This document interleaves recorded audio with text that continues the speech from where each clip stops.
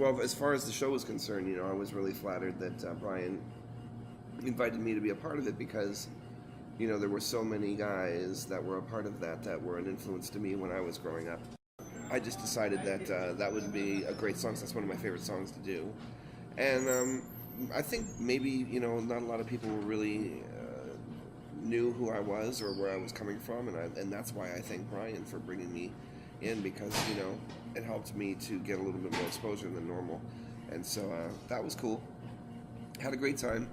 And I actually got asked to do the one that's going to be happening, but unfortunately I'm going to be on tour with Zappa Plays Zappa, so this will be the first one that I'll miss, but I have done 4 of those shows. So, yeah, but anyway, that was a great opportunity. I really had a great time, and thank you for the compliment on that. So, really the Bonzo tribute, I mean, it's very tight. Mm-hmm. It's the guys get along, drummers always have, even the crew. Can you explain some of that sure. relationship with Tishy absolutely. And some of those guys? That has everything to do with Brian. That's Brian's world. He's the one that put all that stuff together. Those guys, know and respect Brian. I've known Brian since 1988. We met when we were both going to school at Berkeley. And okay. And so through the years, we've been musically involved. When I moved to Los Angeles, and he moved to Los Angeles, during the late 90s, mid to late 90s, like late 90s, I was in his group, which was called Ball, and it was a trio. Oh, okay.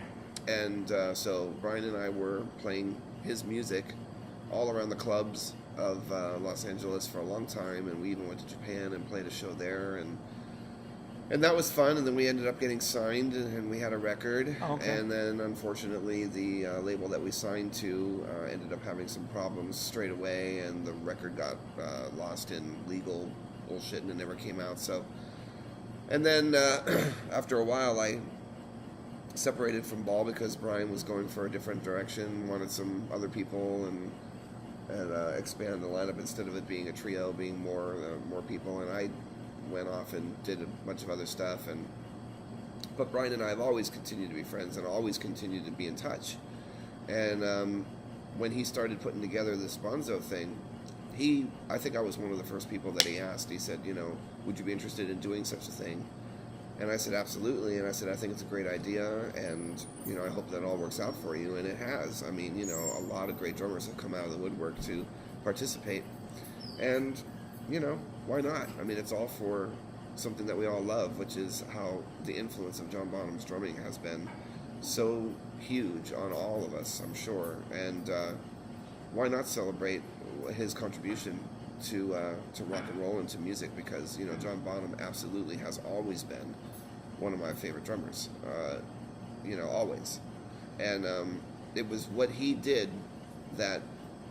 I mean, like when I heard how he played, I thought to myself, "Wow, I really want to sound like that." There's like a power, there's power, there's finesse, there's swing, there's so much there, and to be able to cover all the bases, that was one of my goals as a younger drummer, was to be able to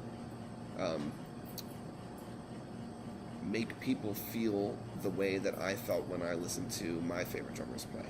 So I would grab from them, and I would put my own personal spin on it, but I absolutely, took that to heart, the stuff that I heard, and from John especially. So.